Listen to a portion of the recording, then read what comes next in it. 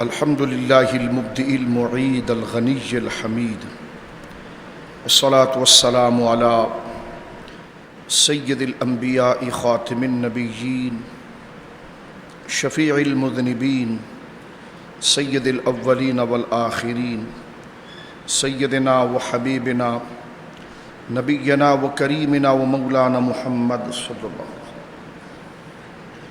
عبده ورسوله بالهدى ودين الحق أرسله أما بعد فأعوذ بالله من الشيطان الرجيم بسم الله الرحمن الرحيم إن الدين عند الله الإسلام وما اختلف الذين أوتوا الكتاب إلا من بعد ما جاءهم العلم بغيا بينهم ومن يكفر بآيات الله فإن الله سريع الحساب آمنت بالله صدق الله العظيم ببركة إن الله ملائكته يصلون على النبي يا أيها الذين آمنوا صلوا عليه وسلموا تسليما اللهم صل على محمد وبارك وسلم صلاة وسلاما عليك يا سيدي يا حبيبي يا رسول الله كلهم من رسول الله ملتمس غرفا من البحر أو رشفا من الديم منزه عن شريك في محاسنه فجوهر الحسن فيه غير منقسم ثم الرضا عن أبي بكر وعن عمر وعن علي وعن عثمان ذي الكرم مولاي صل وسلم دائما سرمدا على حبيبك خير الخلق كلهم اللہ کی حمد و ثنا نبی محترم نبی معظم باعث تخلیق ارض و سما صلی اللہ علیہ وآلہ آلہ وصحبہ وبارک وسلم کی بارگاہ مقدسہ میں انتہائی محبت و عقیدت کے ساتھ درود و سلام پیش کرنے کے بعد تمام تعریف اللہ وحدہ لا شریک کے لیے ہے۔ سورہ آل عمران کی ابتدائی 18 کے قریب آیات کا خلاصہ گزشتہ جمعۃ المبارکہ کے درس قرآن کے اندر ذکر کر دیا گیا تھا، اور سورہ آل عمران جو اپنی ترتیب کے اعتبار سے قرآن مجید کی تیسری صورت ہے اور 200 آیات پر یہ مبنی صورت ہے۔ ابتدائی آیات 80 کے قریب آیات جو عقائد و نظریات کے حوالے سے ہیں، اس کی تفصیل کو ذکر کیا جا رہا تھا۔ آپ تھوڑا اس طرف تشریف لیں، تھوڑا سامنے سے ادھر آ جائیں، ادھر آ جائیں، ادھر اس طرف اٹھ کے ادھر آ جائیں، ٹھیک۔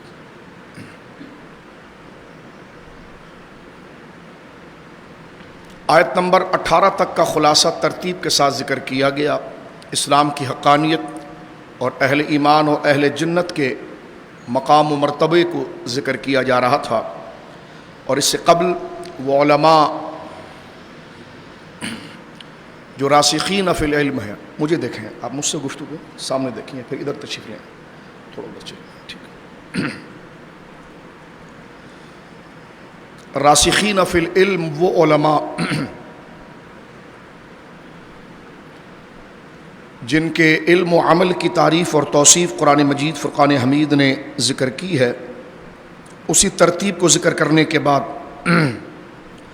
آگے اہل و عیال اور خاندانی نظام کو تفصیل کے ساتھ قرآن مجید نے ذکر کیا، اور اس میں اہل ایمان کی عظمت و شان اور اہل و عیال اور خاندانی نظام کی ترتیب کو ذکر کرنے کے بعد اہل جنت کے اوصاف کو بیان کیا جا رہا تھا، اور اہل جنت کے اوصاف میں اس بات کو ذکر کیا جا رہا تھا کہ یہ دنیاوی رشتے اور خاندانی ناطے دنیا کے اندر تو موجود ہیں، لیکن واللہ عندہ حسن المآب، اور اللہ ہی کے پاس اچھا ٹھکانہ ہے۔ اور پھر آگے ذکر فرما قل انبئکم بخیر من ذالکم، یہ دنیاوی زندگی کے مقابلے پر اللہ رب العالمین کا ارشاد ہے کہ کیا ہم آپ کو اس سے بہتر چیز کی خبر نہ دیں؟ للذین اتقوا عند ربہم جنات تجری من تحت الانہار خالدین فیہا، کہ ان لوگوں کے لیے جو صاحبان تقوی ہیں اور وہ اپنے رب کے پاس سے باغوں میں ہوں گے، جنت میں ہوں گے کہ جس کے نیچے سے نہریں جاری ہوتی ہیں اور وہ ہمیشہ اس میں رہیں گے.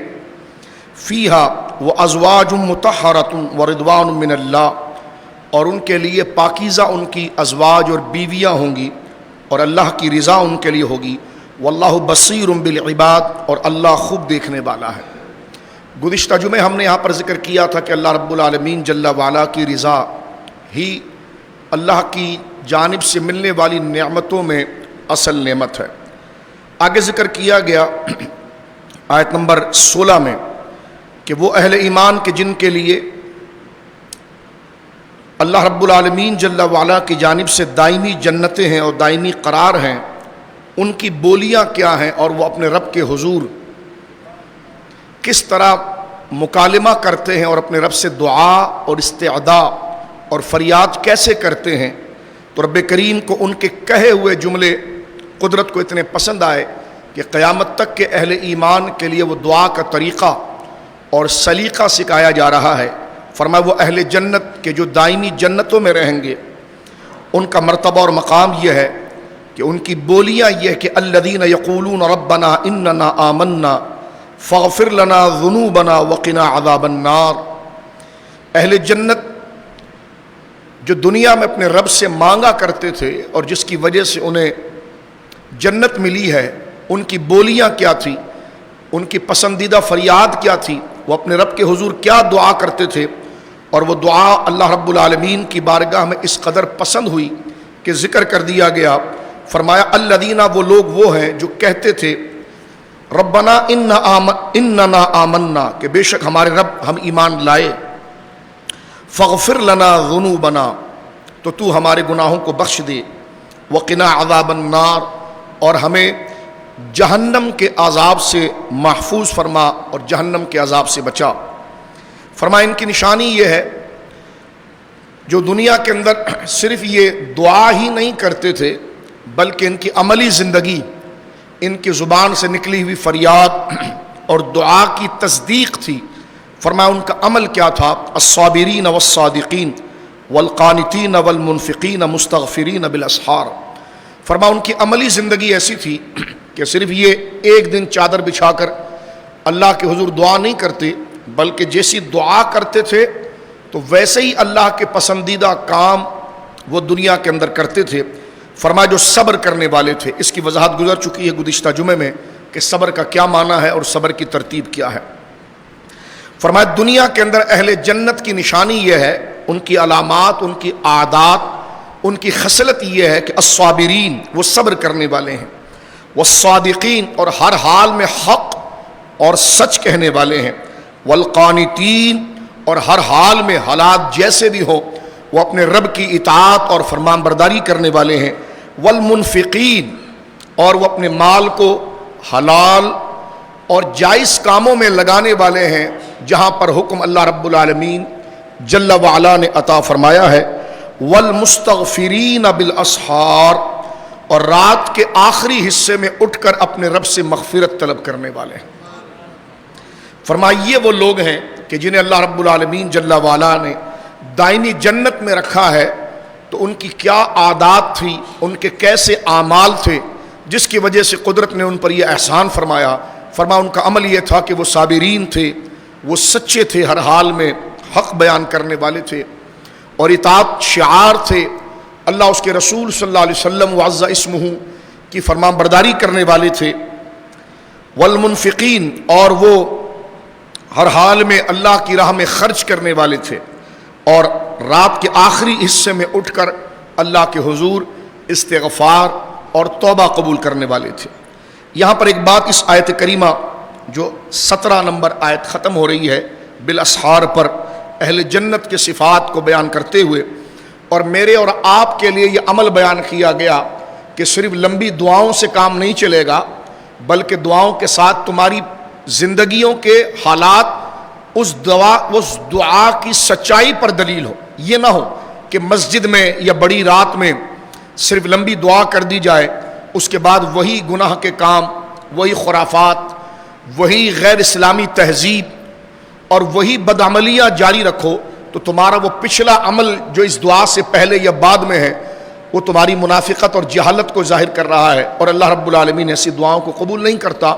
فرمایا وہ لوگ جنہوں نے کہا کہ اللہ ہم ایمان لائے، تو ہمارے گناہوں کو بخش دے اور ہمیں جہنم سے بچا، تو فرمایا یہ وہ لوگ ہیں کہ جن کی زبان اگر دعا کرتی ہے تو ان کی پرسنل لائف کے اندر اللہ رب العالمین کی فرمان برداری، صبر، سچ اور استغفار، یہ تمام پاکیزہ عبادات اور عادات ان میں نظر آتی ہے۔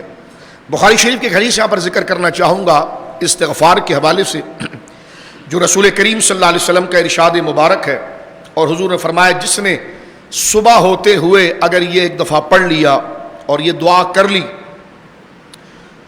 اور وہ شام کے وقت انتقال کر گیا تو وہ جنتی ہی ہوگا، وہ اہل جنت میں سے ہوگا۔ اور جس نے رات کو یہ دعا پڑھ لی اور صبح اس کا انتقال ہو گیا تو رسول کریم فرماتے ہیں وہ شخص اہل جنت ہی ہوگا۔ بخاری شریف کتاب الدعوات میں حدیث نمبر 6306 پر سید الاستغفار جو موجود ہے، اور جناب رسول کریم صلی اللہ علیہ وسلم فرمایا کہ جس نے صبح کے وقت سید الاستغفار پڑھا اور شام کے ہونے تک اگر وہ انتقال کر گیا تو وہ جنتی ہے، اور جس نے شام کے وقت سید الاستغفار پڑھا اور صبح ہونے سے پہلے وہ انتقال کر گیا تو وہ جنتی ہے۔ اور یہ عمل مسلمانوں کے وظائف میں ہونا لازم اور ضروری ہے، جس کی اس قدر برکت اور اس قدر فضیلت ہے۔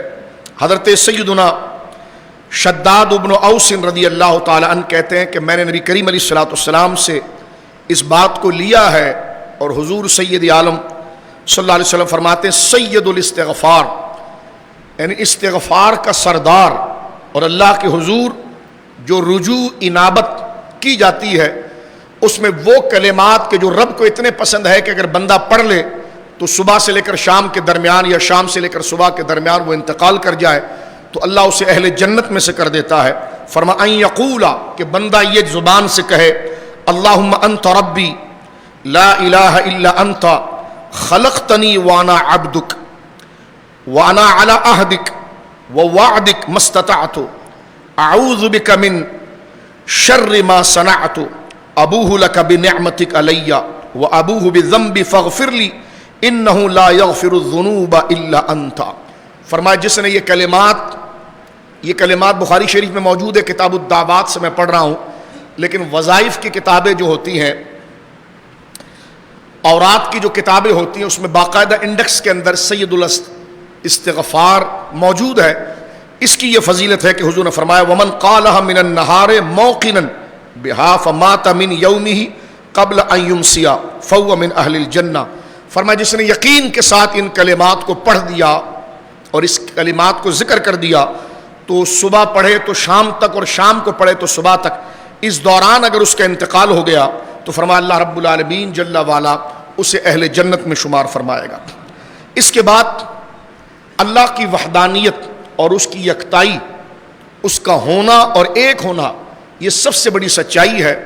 تو آیت نمبر 18 کے اندر اب ذکر ہو رہا ہے 17 کے بعد، فرمایا شہید اللہ، اللہ خود اس بات کی گواہی دیتا ہے کہ انہ لا الہ الا ہو، کہ اس کے سوا کوئی معبود نہیں ہے، والملائکۃ، اور اس کے فرشتے اس بات کی گواہی دیتے ہیں، وَأُولُو الْعِلْمِ قَائِمًا بِالْقِسْطِ، اور علماء جو ہیں وہ اس بات کی گواہی دیتے ہیں اس حال میں کہ اللہ رب العالمین عدل کے ساتھ نظام کو قائم کرنے والا ہے۔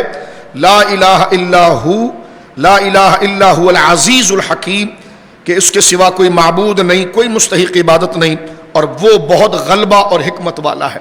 یہاں پر علماء کی پھر تعریف کی گئی ہے، علماء ربانیین جن کی پہلے تعریف شروع میں کر دی گئی تھی کہ وہ علماء جو راسخین فی العلم ہیں ان کی تعریف کی گئی، اور ان کی دعا کو وہاں ذکر کر دیا گیا تھا شروع میں کہ ربنا لا تزغ قلوبنا بعد اذ ہدیتنا، اور اب دوبارہ علماء کی تعریف آئی ہے یہاں پر کہ جو کیونکہ انما یخشی اللہ من عباد العلماء، اللہ فرماتا ہے کہ اللہ سے حقیقی ڈرنے والے وہ علماء ہیں اور اللہ کو جاننے والے وہ علماء ہیں۔ یہاں پر پھر علماء کی تعریف آئی ہے کہ جس بات کی اللہ نے گواہی دی ہے، فرشتوں نے گواہی دی ہے کہ اللہ ایک ہے اور اس کا کوئی شریک نہیں ہے، اہل ایمان میں علماء اس کی باریکی، اس کی حقیقت کو جانتے ہیں کہ یہ بات بالکل حق ہے، کائنات کے آثار اور دلائل اس بات پر موجود ہے، اور یہ تمام دلائل اس بات کی دلیل ہے کہ رب ہے اور اس کا کوئی شریک نہیں۔ فرمایا یہ اہل ایمان علماء اللہ رب العالمین کی گواہی پر گواہی دیتے ہیں۔ اب آیت نمبر 19 ذکر ہو رہی ہے۔ فرمایا ان الدین عند اللہ الاسلام، بے شک اللہ کے نزدیک اسلام ہی، اللہ کے نزدیک دین اسلام ہی ہے۔ بڑی توجہ کے ساتھ ان باتوں کو سن لیجئے، وقت کا گزارنا مقصود نہ ہو، سیکھنا مقصود ہو، کیونکہ قرآن کریم براہ راست یہاں پر ہدایت ارشاد فرما رہا ہے۔ آیت نمبر 19 میں اہل کتاب کو بتا دیا گیا کہ یہ جو تم نے مفروضے بنا لیے ہیں کہ ہم یہود ہیں تو بخشے جائیں گے، ہم نصرانی ہیں تو بخشے جائیں گے، اور ہم تو وہ ہیں کہ جنہیں اللہ رب العالمین کسی حال کے اندر عذاب نہیں دے گا، اور ہم بخشے بخشائے لوگ ہیں، تو یہ جو تمام تم نے فرضی اور گڑے ہوئے عقیدے رکھے ہوئے ہیں اس کی کوئی حیثیت نہیں۔ اللہ رب العالمین فرماتا تمہارے پاس کیا دلیل ہے کہ یہود کو ہم بخش دیں گے یا نصرانی کو بخش دیں گے، اور تمہاری یہ کیا دلیل ہے جو تم نے اپنی طرف سے ایک فرضی اور عقلی مفروضے بنائے ہیں، اور اس جھوٹی فضیلت پر تم نے اپنے آپ کو عمل سے دور کر دیا، حقیقت سے دور کر دیا۔ آج بھی یہی چیز ہمارے اندر کسی طور پر نظر آتی ہے۔ بعض چیزوں کو ہم اپنے لیے بنیاد بنا لیتے ہیں اور پھر عمل اور حقیقت سے دور ہو جاتے ہیں، منہ سے چاہا جو بدعقیدگی بیان کر دی، پھر کہتے ہیں یہ بڑے بزرگوں کی اولاد ہیں، یہ بڑے بزرگ ہیں۔ بالکل بڑے بزرگوں کی اولاد ہونا یہ شرف کی بات ہے، بڑے بزرگوں سے نسبت رکھنا یہ شرف کی بات ہے، لیکن یہ شرف اس وقت تک ہے جب تک اسلام کی پاسداری کی جائے گی۔ یہی طریقہ یہود کے اندر تھا جو یہاں پر ذکر کر دیا گیا کہ خود سے ایک مفروضے بنا نہیں، کیونکہ ہم حضرت موسیٰ کو مانتے ہیں تو اس کے بعد ہم زبان سے معاذ اللہ کفر بکیں، شرک بکیں، خرافات بکیں، جو بدعقیدگی بکیں، ہم بخشے جائیں گے۔ اللہ نے فرمایا یہ سارے تمہارے عقلی مفروضے ہیں، تمہیں کس سے کہا کہ تم سے تمہاری بدعملی کے بارے میں نہیں پوچھا جائے گا۔ فرمایا حقیقی بات یہ ہے کہ ان الدین عند اللہ الاسلام، اللہ کی بارگاہ میں سب سے پسندیدہ دین جو ہے وہ دین اسلام ہے۔ اب اس میں اسلام کے حوالے سے چند باتیں مسلمانوں کو پتہ ہونی چاہیے کہ اسلام کسے کہتے ہیں اور اسلام اور ایمان کسے کہا جاتا ہے۔ زندگیاں گزر جاتی ہمیں اس لفظ کا پتہ ہی نہیں چلتا کہ یہ کیا ہے، تو یہاں پر یہ آیت کریمہ آ گئی ہے آیت نمبر 19 میں، تو یہاں پر اسلام کے معنی کو تھوڑا سے ہم کھولیں گے اور 1-2 منٹ اس پر گفتگو کریں گے، پھر آپ اپنے آپ سے خود پوچھئے گا کہ آپ کو پتہ چلا کہ اسلام کسے کہتے ہیں، ایمان کسے کہتے ہیں۔ مفسرین لکھتے ہیں کہ ہر زمانے میں اللہ رب العالمین جل وعلا جس نبی پر جو چیز نازل کرتا ہے اس چیز کو من وعن اللہ کی طرف سے یقین کر کے اس کو قبول کر لینا اور اس کی فرمان برداری کرنا، یہ ہے اسلام۔ حضور سید عالم صلی اللہ علیہ وسلم کے بعد کوئی نبی تو آئے گا نہیں، سرکار خاتم النبیین ہے، یعنی کوئی جدید نبی پیدا نہیں ہوگا، اور حضور خاتم النبیین ہے تو لہٰذا اب اسلام اسی کو کہا جائے گا کہ جو نبی پاک صلی اللہ علیہ وسلم پر نازل کر دیا گیا ہے، اور حضور سید عالم پر جو نازل کر دیا گیا ہے عقیدہ، احکام، عبادات، اس کو لے کر قبول کرنا، اس کی تصدیق کرنا، اس کو سچ جاننا، اس کو ماننا اور اس پر عمل کرنا، یہ ہے اسلام۔ اب اسلام صرف حضور کی اطاعت کا نام ہے، اب کسی اور کی اطاعت کے نام کو اسلام نہیں کہا جائے گا اور دین نہیں کہا جائے گا۔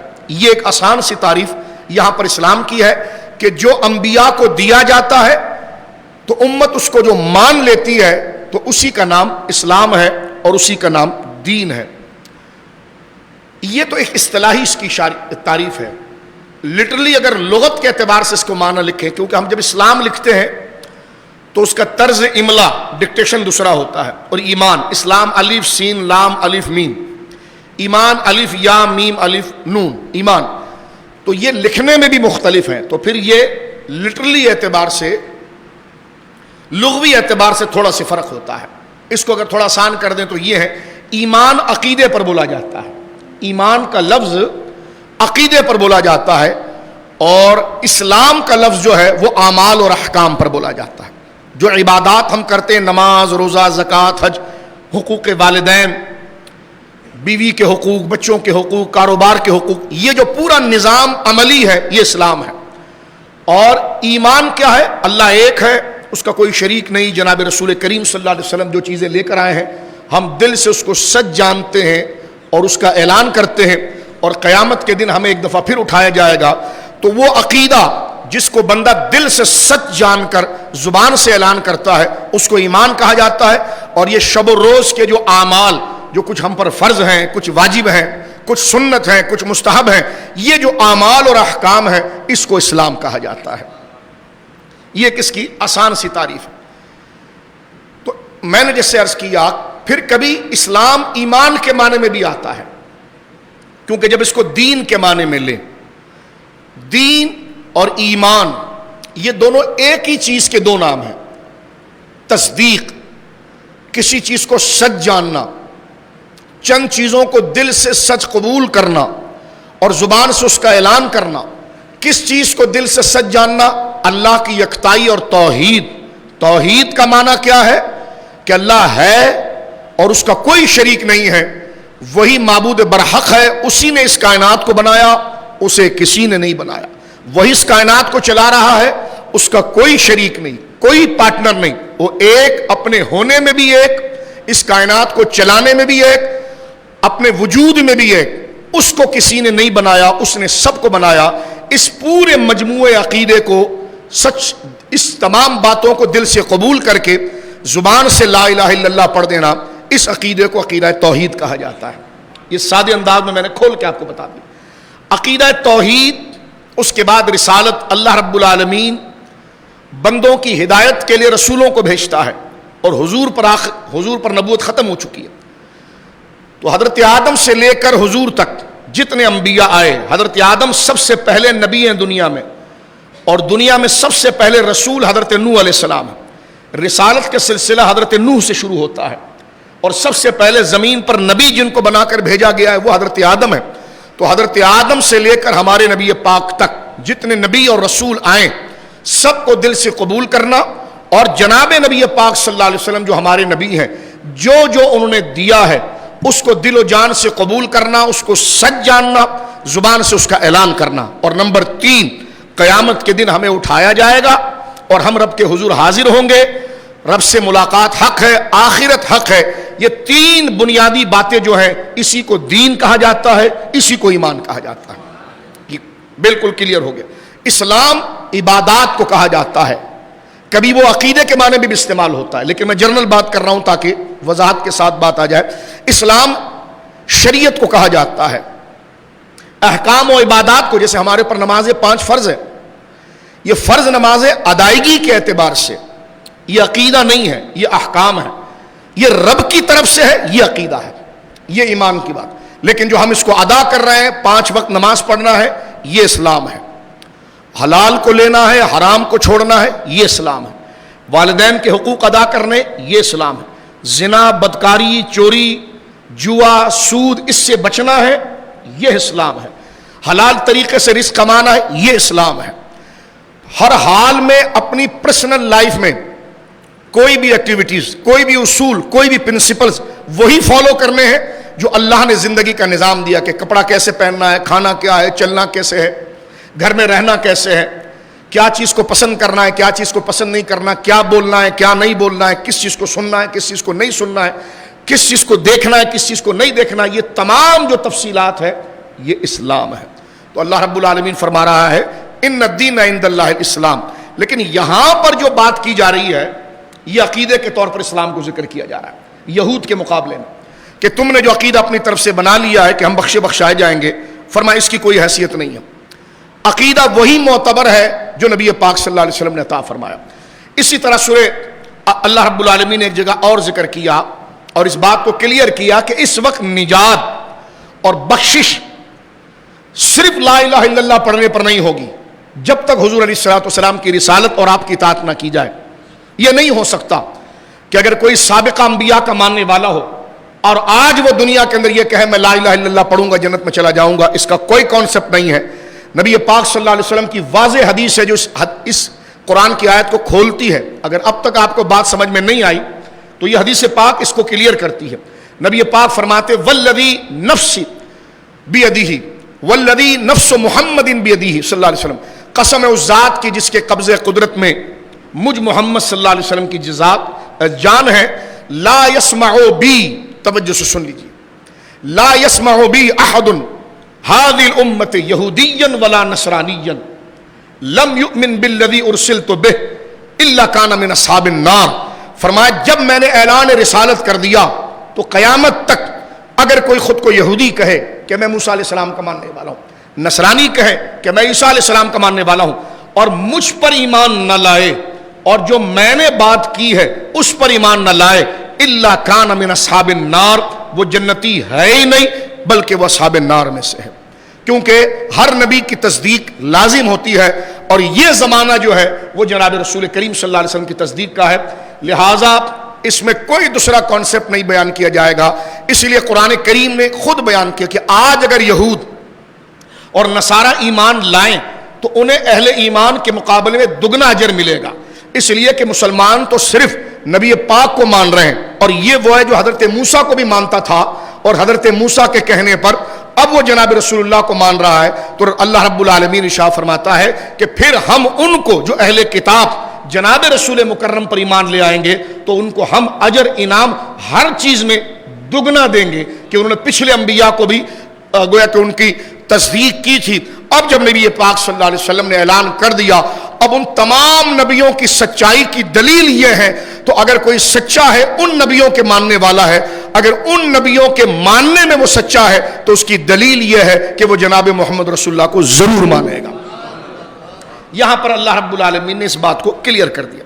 اب آگے چلیے، جو تھوڑا سا وقت رہ گیا، آیت نمبر 20 سے لے کر آیت نمبر 21 تک یہ 5 کے قریب آیات یہود کے خرافات پر بیان کی گئی ہیں.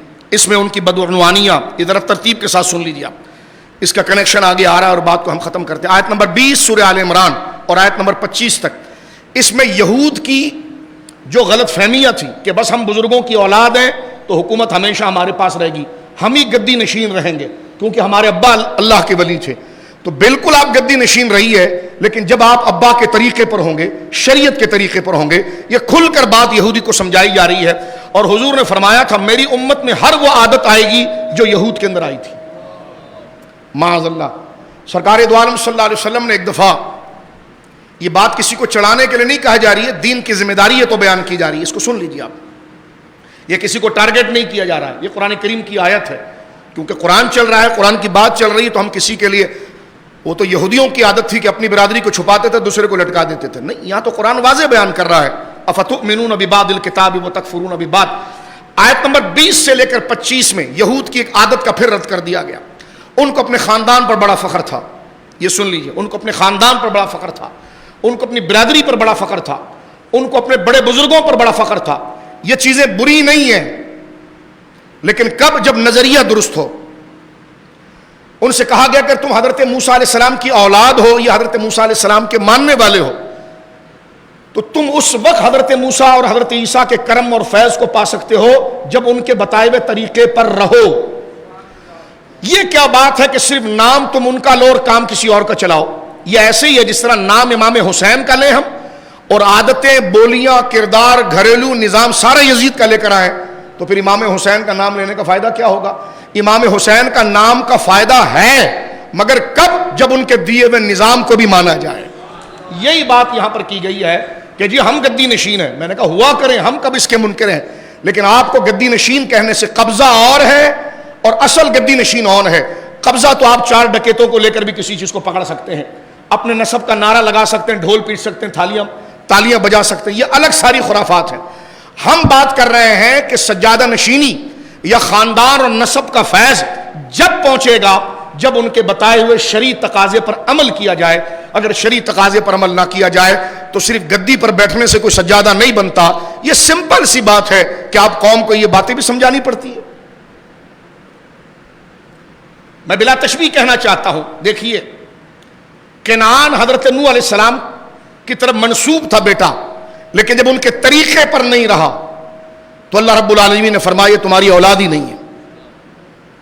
لیکن آپ دیکھیے جناب رسول کریم صلی اللہ علیہ وسلم کی اولادوں میں حضرت امام حسن و حسین، وہ ان کے طریقے پر تھے تو قیامت تک کے لیے ان کے نام مسجدوں کے میناروں پر گونجنے لگے. تو پتہ چلا صرف اچھوں کی اولاد ہونا ہی نہیں، اچھوں کی اولاد ہونا بہت بڑی فضیلت ہے، لیکن اس فضیلت کو ہم کب پا سکتے ہیں؟ جب ان کے کہنے پر عمل کریں۔ بڑے بزرگ سنی گزرے ہیں، تو شیعوں والی بولیاں بول رہا ہے۔ بڑے بزرگ نیک گزرے ہیں، تو پیسے کے چکر میں رافضیوں کے پیچھے بھاگ رہا ہے۔ تو یہ ڈرامہ بازیاں قادری بننے سے نہیں ہوگی، صرف قادری لکھنے سے کچھ بھی نہیں ہوگا، صرف چشتی لکھنے سے کچھ بھی نہیں ہوگا، صرف نقشبندی لکھنے سے کوئی، یہی تو عادت یہودیوں کی تھی۔ اگر غوث پاک کے پیروکار ہو تو غوث پاک نے جو قرآن و سنت بیان کیا اس پر عمل کیوں نہیں کرتے؟ اگر غریب نواز کے پیروکار ہو، اجمیر میں روٹیاں توڑنے کے لیے غوث تمہیں غریب نواز یاد آتے ہیں، اور وہاں شیعوں کے گلوں میں تم پٹے باندھ رہے ہوتے ہیں صحابہ کو بھونکنے والے، تو تم چاہے پورے مزار پر بھی قبضہ کر لو، اس سے اللہ کے نزدیک کوئی اہمیت نہیں۔ قبضہ اور چیز ہے، اچھوں کی نسبت کا پانا اور چیز ہے۔ یہ ہمارے پورے اہل سنت کے اندر ایک فساد ان درندوں نے پیدا کر دیا ہے۔ ہم ہر ایک کی عزت کرنے کے لیے تیار ہیں، لیکن کب؟ جب وہ صاحب مزار کے عقیدے پر ہوگا، جب ان کی نسبتوں پر ہوگا۔ کتنی سمپل بات، یہ کوئی مخالفت ہے؟ آپ کہیں گے تو بالکل سمپل بات ہے۔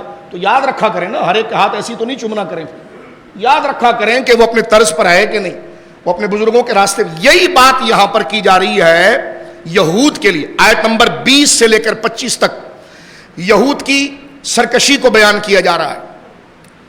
اب آپ دیکھیں کیا بیان کیا، ان کی بدعنوانیاں، ان کی سرکشی، جان بوجھ کر حق کا انکار، جان رہے ہیں کہ حضرت ابوبکر صدیق افضل ہیں، لیکن پھر کہہ رہے علی کا پہلا نمبر۔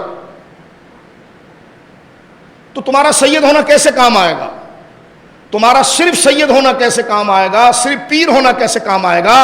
یہ کام جب آئے گا جب اہل سنت کے عقیدے پر رہو گے۔ سب جانتے ہو کہ تم جھوٹ بول رہے ہو، سب جانتے ہو کہ تم فریب کر رہے ہو، سب جانتے ہو کہ تم کسی کے بغض میں یہ بات کر رہے ہو۔ یہی تو عادت یہودیوں کی تھی کہ کسی کی چڑ میں آ کر حق کا انکار کر دینا، یہی انہوں نے کیا۔ اگر میں آیت غلط بیان کر رہا ہوں خدا نہ کرے تو آیت نمبر 20 سے لے کر 25 تک کے پڑھ کے دیکھیے۔ یہود کے اندر تکبر تھا، اس وجہ سے مارے گئے۔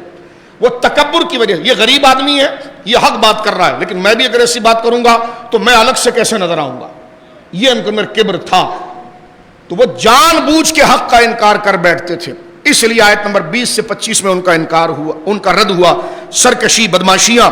اب دیکھیے آیت نمبر 25 سے لے کر آیت نمبر 27، اس کا 2 منٹ 3 منٹ میں خلاصہ سن لیجئے۔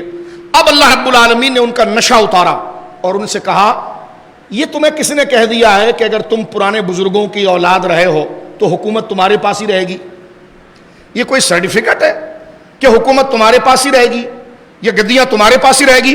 اب حضور کی امت کو ایک اصول سکھایا گیا ہے۔ آیت نمبر 26 اور 27 میں کسی کو جلانے کی نیت سے نہیں بولیں گے ہم، ڈر کر خود کے لیے بولیں گے ہم، کیونکہ بندہ جب کسی کا رد یا کسی کے خلاف اپنے نفس کو خوش کرنے کے لیے بولتا ہے تو وہ گناہ اس کے سر پر آ جاتا ہے، پھر وہ بھی کچھ دنوں کے بعد ویسے ہی ہو جاتا ہے۔ تو ہم ڈر کر یہ بات کریں گے، قرآن کا بیان ہے، اس وجہ سے ذمہ داری کو پیش کریں گے اور اس نیت سے کریں گے کہ مولا ربنا لا تزغ قلوبنا بعد اذ ہدیتنا، اے اللہ ہدایت دینے کے بعد ہمارے دلوں کو پلٹ نہ دینا۔ یہ ہم اپنی ذات کو خوش کرنے کے لیے، یہ زبان کو چرب زبانی زمانے کے لیے نہیں، بلکہ عبرت کے لیے۔ جب حق بتائیں گے نہیں تو اس پر عمل کیسے کریں گے؟ جب برائی کی مذمت نہیں کریں گے تو اس سے بچیں گے کیسے؟ تو لہٰذا اب قرآن یہ کہہ رہا ہے، تمہیں کس نے کہا کہ تم پرانے بزرگوں کی اولاد تھے یا پرانے بادشاہوں کے بیٹے تھے تو یہ بادشاہی اب تم میں ہی چلتی رہے گی؟ مغل کا حال دیکھ لیجیے آپ، سارا پیسہ اٹھا کے شاہ جہاں نے ممتاز کے محل کے اوپر لگایا۔ آج لاہور کے اندر میں نے چند ان مغلوں کو خود ملاقات کی ہے جو اکبر کی اولادوں میں سے ہیں، آج ان کو بھیک مانگ رہے ہیں روڈ کے اوپر، علیاذ باللہ۔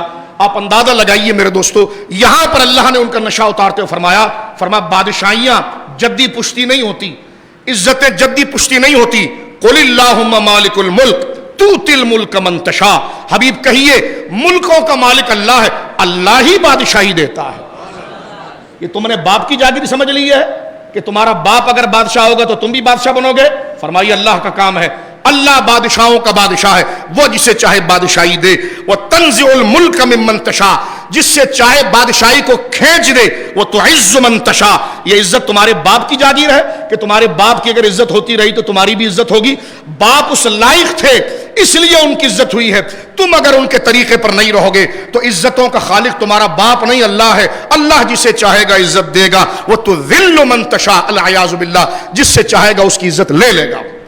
جب تک وہ اللہ کے نظام پر رہیں گے اللہ عزت دیتا رہے گا، جب وہ رب کے نظام سے ہٹیں گے اللہ انہیں ذلیل کر دے گا۔ فرمایا بیدک الخیر، ساری بھلائیاں اسی کے دست قدرت میں ہیں۔ ہوش ٹھکانے لگا دیے قرآن نے، فرمایا اس خوش فہمی میں نہیں رہنا۔ اور یہاں پر دیکھ، اس سے یہ رد بھی نہیں ہوتا، میں نے اس سے پہلے بھی وضاحت شروع میں کر دی، اس سے یہ رد نہیں ہوتا کہ باپ بچے کو کام نہیں آئے گا، اس کا یہ مطلب بھی نہ لیا جائے۔ میں بار بار اس کی وضاحت کرتا ہوں، میں اہل سنت ہے، امام احمد رضا کے ماننے والے، تو نسبتوں کے کیسے منکر ہو سکتے ہیں؟ تو آپ کچے دماغ کے نہ بن جائیں، تو پھر یہاں پر تھوڑا سا میں حاشیہ لگا دوں، اور درمیان میں اس سے یہ بھی مراد نہیں ہے کہ باپ اور شجرہ اور نیک لوگ کام نہیں آئیں گے، اور اس سے یہ مراد نہیں ہے کہ ان کی اولاد یا ان کی نسبت سے جو چاہے کرتے پھرو تو وہ کام آ جائیں گے، یہ بھی مراد نہیں ہے۔ بیلنس کی راہ ہے، باپ، پیر، اولیاء، مشائخ، نیک لوگ کام آئیں گے، مگر جب تمہارے عقیدے ان کے مطابق ہوں گے، جب تمہارا طریقہ ان کے مطابق ہوگا۔ صرف تم ان کی اولاد اور ان کے ناموں کی نسبت لکھتے رہو، اور عقیدہ اور ان کے نیک اعمال جس کی وجہ سے خدا نے ان کو عزت دی تھی وہ اگر تم میں نہیں رہے گی تو پھر نہ باپ کام آئے گا، نہ مرشد کام آئے گا، نہ کوئی نسبت کام آئے گی۔ اس لیے کہ ہر چیز تھی ہی اللہ کے لیے، ان کو جو عزت ملی وہ اللہ کے لیے ملی، تمہیں بھی ملے گی ان کی نسبت کی وجہ سے دگنا ملے گی، اس لیے کہ تم ان کی اولاد ہو اور ان کے طریقے پر ہو تو دگنا ملے گی، تم ان کے مرید ہو ان کے طریقے پر ہو تو دگنا ملے گی، اور اسی طرح دگنا ہی تم پر عذاب ہوگا کہ تم ان کے بیٹے ہو کر اگر ان کے مخالف چلو گے تو پھر دگنا عذاب ہو جائے گا، ان کے مرید کہلانے کے حوالے سے ان کے نظام کے خلاف چلو گے تو پھر دگنا عذاب۔ یہ کیا بات ہے کہ نفع لینے میں نسبتیں یاد رہو اور نقصان میں نسبتیں یاد نہ ہو؟ یہ کیسے ہو سکتا ہے؟ میں بات کو ختم کرتا ہوں میرے دوستو بزرگوں، یہ آیت بڑی قابل غور ہے، اور اس میں اللہ رب العالمین جل وعلا نے کمال کی ہمارے عقیدوں کی اصلاح فرما دی ہے، اور اس بات کو بتا دیا گیا ہے۔ دیکھیں، ازواج مطہرات، نبی پاک کی بیویاں ہماری مائیں ہیں، قرآن نے ان کو کہا یا نساء النبی لستن کاحد من النساء، اے نبی کی بیویوں تم عام عورتوں کی طرح نہیں ہو، لیکن اس سے پہلے فرمایا ان سے یہ بات بظاہر ممکن نہیں ہے، لیکن اللہ نے اپنے حکم کی اتھارٹی بتائی، فرمایا اے نبی کی بیویوں اگر غلط کام تم سے بھی ہوا، سورہ احزاب اٹھا کر دیکھیں، اللہ، میں اور آپ تو گلی کا روڑا کوڑا بھی نہیں، کہاں میری ماں عائشہ کی شان، کہاں سیدہ خدیجہ کی شان۔ رب نے فرمایا تمہیں ہم نے عظمتیں دی ہیں، تمہارے گھر میں ہم نے قرآن اتارا ہے، اے نبی کے اہل بیت، انما یرید اللہ لیذھب عنکم الرجس اہل البیت، اے نبی کی بیویوں ہم نے تمہیں پاک صاف کر دیا ہے، لیکن سن لو قیامت تک کی عورتوں اور مرد سن لو کہ جن کو ہم نے اتنا محبوب رکھا ہے، پھر ہم ان سے کہتے ہیں کہ اے نبی کی بیویوں اگر تم سے ایسی کوئی غلطی ہوئی جو رب نے سختی سے منع کیا ہے تو پھر ہم تمہیں دوہرا عذاب دیں گے، ضعفین قرآن کہتا ہے، تو ہوش کریں۔ اب اس کا یہ مطلب نہیں ہے کہ ام المومنین کی کوئی شان نہیں ہے، معاذ اللہ، اب کوئی ہمارے بغض میں یا حسد میں حق کو قبول کرنے کے بجائے ہمارے پیچھے دم باندھنے کی کوشش کرے کہ نہیں آپ نے تو ازواج کا انکار کر دیا۔ میں نے کہا اس کا یہ مطلب نہیں ہے کہ ازواج کی کوئی فضیلت نہیں، لیکن اللہ یہ فرما رہا فضیلت جب تک ہے جب وہ ہمارے نظام پر ہیں، اور ان سے ایسا ہونا بظاہر ممکن نہیں تھا، لیکن بتا دیا گیا کہ اصل نظام اللہ کا ہے، تو تم بد عمل ہو، تم کہتے ہو جی ہمارا باپ بادشاہ تھا تو ہم بھی بادشاہ رہیں گے، ہمارے باپ کے پاس حکومت تھی ہمارے پاس بھی حکومت رہے گی۔ یہ ہماری حکومت پاکستان اور ہر اسلامی حکومت کو بھی خطاب ہو رہا ہے، فرمایا حکومتیں ہم ان کو دیتے ہیں جو ہمارا نظام قائم کرتے ہیں، اور فرمایا کہ قل اللہ المالک الملک تؤتی الملک من تشاء وتنزع الملک ممن تشاء، اور جب چاہتے ہم بادشاہی لیتے ہیں کہ جب وہ زمین پر فساد پھیلائیں اور ہمارے حکم کے خلاف کام کریں تو پھر ہم ان کے خلاف گویا کہ حکومت لاتے ہیں، جس طرح حکومت روم کے پاس تھی جو 5000 سال سے عظیم سیولائزیشن تھی ان کے پاس تھی، لیکن رب نے فرمایا دیکھو عرب کے بادہ نشین سادے دیہاتی لوگوں پر ہم نے حکومت کو منتقل کر دیا، اس لیے کہ مکہ کے سادے، مدینے کے سادے دیہاتیوں نے ہمارے حکم کو مانا تو وہ روم کی سلطنت کو اٹھا کر ان کے قدموں میں ڈال دیا۔ فرمایا یہ سن لو تمہاری پکے قلعے اور فوجیں تمہیں نہیں بچا سکتی جب تک بچو گے جب تک ہمارے نظام کو فالو کرو۔ میں بات ختم کرتا ہوں ایک عظیم وظیفہ یہاں پر ذکر کر کے، اللہ نے فرمایا آگے تولج اللیل فی النہار وتولج النہار فی اللیل وتخرج الحی من المیت وتخرج المیت من الحی وترزق من تشاء بغیر حساب. یہ آیت نمبر 25 اور 27 ایک منٹ میں سن لیجئے, بڑی پیاری بات یہاں پر مفسرین نے لکھی ہے. آیت نمبر 25 اور 27 دو آیتیں, یہ زبانی یاد ہونی چاہیے. حضرت معاذ ابن جبل سرکار کے جلیل القدر صحابی ہیں. ایک دن وہ جمعے کی نماز میں نہیں آ سکے, جمعے کی نماز میں نہیں آ سکے. سرکار کریم ان سے بڑی محبت کرتے تھے. حضور نے فرمایا تو معاذ جمعے میں کیوں نہیں آیا؟ کہنے لگے یا رسول اللہ وہ فلاں یہودی کا قرضہ مجھ پر بہت زیادہ تھا اور میں نے دروازے سے دیکھا تو وہ دروازے پر اپنے لوگوں کو لے کر بیٹھا ہوا تھا کہ میں دروازے سے نکلوں تو مجھے پکڑ لے اور مجھ پر سختی کرے. تو میں دروازے کے اندر بیٹھا رہا کہ جب تک میرا پیسے کا انتظام نہیں ہوگا میں باہر جاؤں گا نہیں, اس لیے کہ مجھے پکڑ لے گا. تو حضور علیہ الصلوۃ والسلام نے کیا جملے ارشاد فرمائے تھے؟ سرکار کریم نے ان کو یہ کہا کہ اے معاذ کیا تم پسند کرتے ہو کہ اللہ تعالیٰ تمہارا قرض ادا کر دے اور تمہارے لیے اسباب بنا دے اور تمہارا قرض ادا ہو جائے؟ میں نے عرض کی ہاں یا رسول اللہ, میں تو خود پریشان ہوں, ایسے اسباب بن جائے کہ میرا قرض اتر جائے. تو حضور نے فرمایا ہر روز یہ پڑھا کر. کیا پڑھا کر؟ آیت نمبر 25 یعنی آیت نمبر 26 اور 27 قل اللہم مالک الملک سے لے کر پڑھنا شروع کرے بغیر حساب تک, جہاں آیت نمبر 26 ہے. حضور نے فرمایا رحمان الدنیا والآخرہ ورحیمہما تؤتی منہا من تشاء وتمنع منہا من تشاء اقضی عنی دینی. اگر تجھ پر زمین بھر کا سونا بھی قرضہ ہوگا, زمین بھر دی جائے سونے سے, اتنا بھی قرضہ ہوگا, اے معاذ اگر تو قل اللہم مالک الملک سے لے کر بغیر حساب تک ان دو آیتوں کو صبح شام پڑھے گا تو اللہ رب العالمین تیرے لیے کافی ہو جائے گا اور رب کی قدرت سے خود وسائل پیدا ہوں گے اور تیرا قرض ادا ہو جائے گا. اللہ رب العالمین جل وعلا ہمیں کلام پاک سے اپنی ظاہری روحانی فکری باطنی اصلاح کرنے کی توفیق عطا فرمائے. اور قرآن کریم جو نظم دیتا ہے اللہ کی اطاعت کا, اب آپ نے دیکھ لیا کامیاب وہی ہے جو اللہ کے حکم پر ہے.